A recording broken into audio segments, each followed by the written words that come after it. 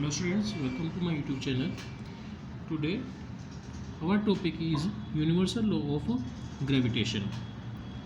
तो universal law of gravitation जो है न्यूटन ने दिया था by the observation of Kepler's law, और इसके अकॉर्डिंग ये है the force of attraction which is called gravitation force between two particles is directly proportional to the product of mass of the particles.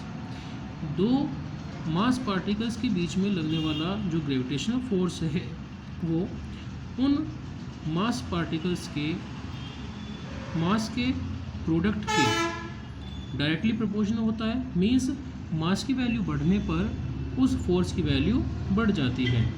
And inversely proportional to the square of the distance between the centres of the particles. और particles के बीच की distance के square के inversely proportional होता है. Means उनके बीच की डिस्टेंस बढ़ने के साथ साथ फोर्स की वैल्यू घटने लगती है. And the direction of this force is toward the line joining the particles. और जो इस फोर्स की डायरेक्शन है उन पार्टिकल्स को जोड़ने वाली लाइन के अलोंग छोटे पार्टिकल से बड़े पार्टिकल की ओर होती है.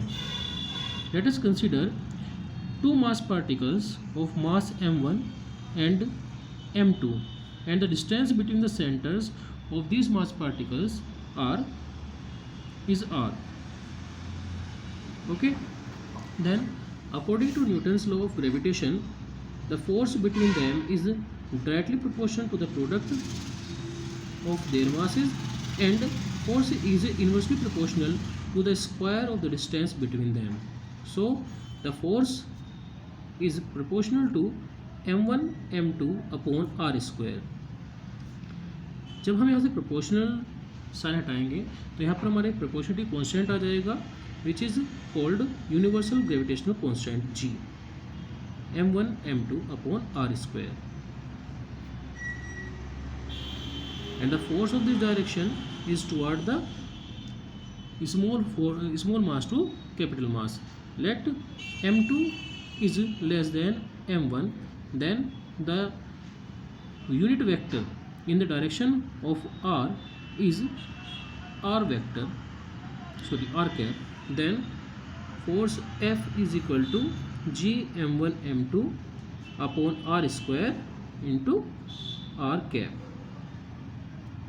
Okay, यहाँ से हम we know that r cap is equal to r vector upon r. So the vector form of universal gravitational law or Newton's law of gravitation is g m1 m2 upon r cube into r vector. Okay, here the value of g, that is universal gravitational constant, is 6.67 into 10 to the power minus 11 Newton meter square per kilogram square. Okay, and if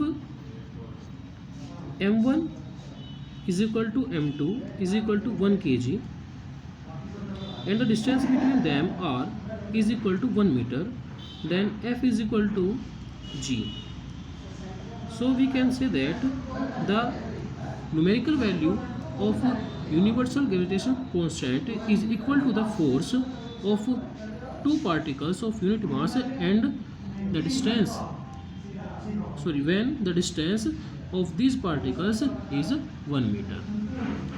Next topic is oscillation due to gravity of the earth. अर्थ के कारण जो oscillation होगा किसी object के motion में, this is called oscillation due to gravity. First of all, we discuss about gravitational force.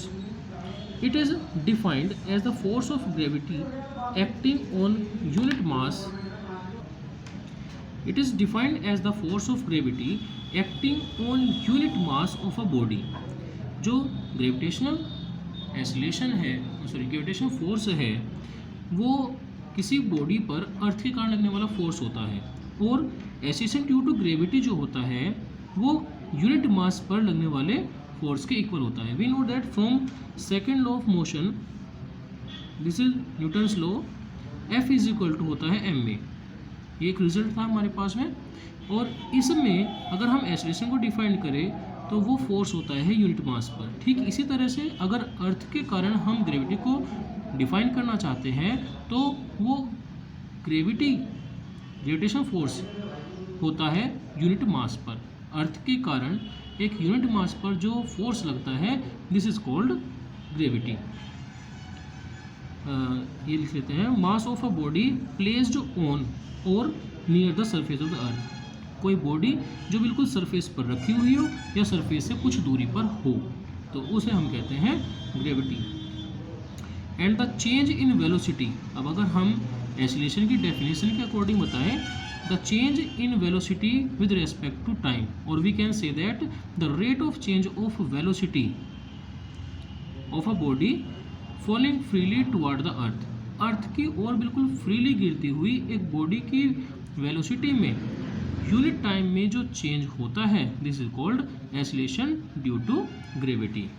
We can define this by using this formula.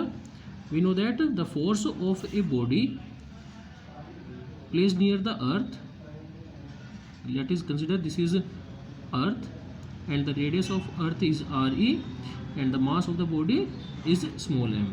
Then the force due to gravity F is equal to mg and g is equal to F upon m. The force on unit mass. Okay. अब इसी फॉर्मूले को अगर हम acceleration due to universal gravitation constant की term में बनाना चाहें तो we know that the effective distance between these particles is re and the re is the radius of earth. Okay, from Newton's law of gravitation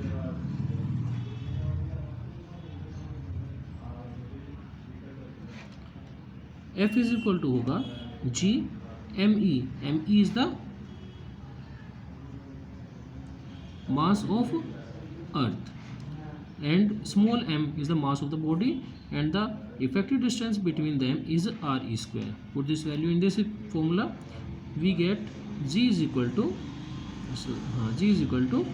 f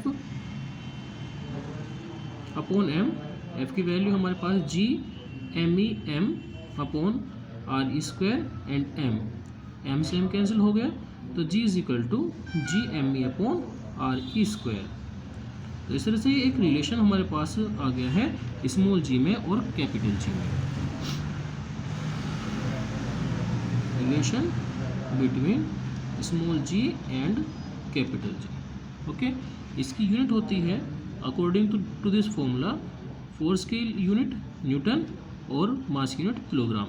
तो newton पर KG या newton KG inverse, और इसका एक formula और हो सकता है यूनिट एक और हो सकती है मीटर पर second square. Okay students, next video lecture में हम डिस्कस करेंगे जी की वैल्यू में वेरिएशन पर, कि अर्थ से किसी एल्टीट्यूड पर किसी हाइट पर जाने पर जी की वैल्यू किस तरह चेंज होती है, और अर्थ के अगर हम अंदर की ओर जाएं तो किसी डेप्थ पर जी की वैल्यू किस तरह चेंज होती है।